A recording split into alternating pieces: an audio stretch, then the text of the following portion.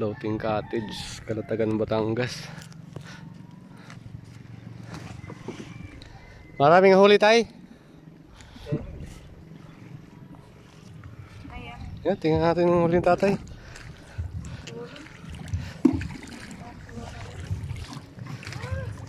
Dami ah. Ito.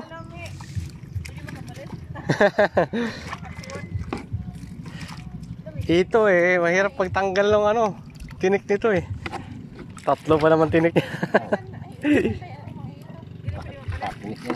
Ha? Binibinta niyo yan, kuya? Binibinta pa dati eh. Pang ulam lang daw eh. Pang-ulam din namin. Pang-ulam natin? Mamimingwit na ako dun. Wala na akong pain. Laki ng tagutungan, no?